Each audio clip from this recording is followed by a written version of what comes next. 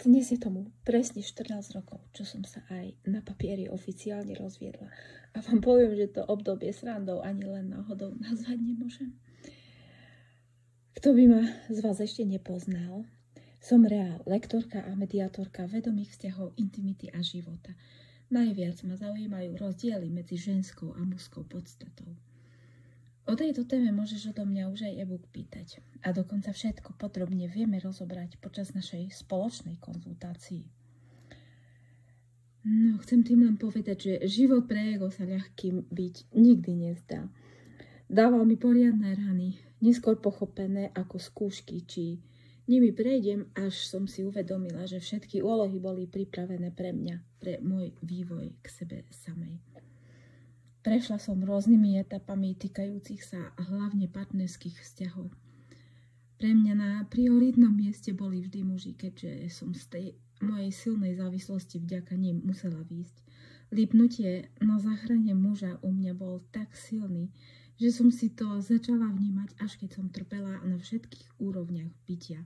Fyzicky som sa nemohla ani len pohnúť, ba ani hlas zo mňa nevyšiel. Až som ochorela a sa postupne uzdraviť mala. Emočne som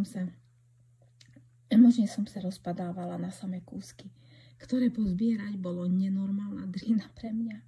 Mentálne som sa nastavovala roky, kým som si uvedomila, cez aké konkrétne kroky vedie moje aj myšlienkové vyzdravenie sa zo strachu ostať sama a nemôcť sa spoľahnúť na žiadneho chlapa.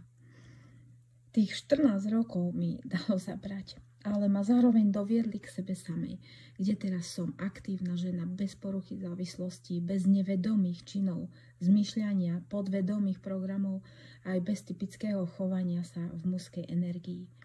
Stala sa zo mňa žena, po ktorej som stále túžila. Čiže vďaka partnerom som sa tou ženou stávala. Postupne.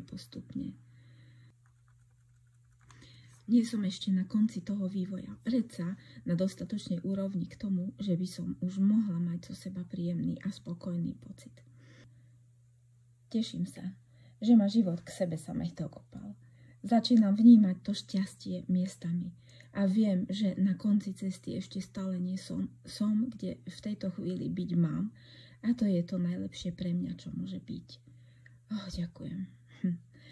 Na tejto neľahkej ceste k sebe som mala rôznych učiteľov, ktorých máme každý, keď sme na nich pripravení. Kebyže si tak cítila, že niekoho, kto ti pomôže z miesta sa ďalej posunúť, potrebuješ, som ti s radosťou k dispozícii. Prešla som hĺbkami a veľmi dobre viem, aké ťažké je niekedy z toho bahna na povrch výjsť, ale aj to, aké potrebné je môcť sa spoliehať na tú emočnú pomoc, podporu, na niekoho, kto ti rozumie a tvoje kroky neodsúdi. A aj to, že sa to dá. Keď by si mala ľahší priebeh, možno práve tým vedomostiam, ktoré ti predám zo svojej vlastnej skúsenosti a zároveň aj vďaka učeniam, ktoré ma neustále zaujímali, a do dnešného dňa sa dali do celku, ktorý pomáha ženám aj mužom, ktorí sa na mňa s dôverou obrátia. Prajem ti pokojný, spokojný a šťastný život tu na zemičke našej. S láskou a úctou, Rea.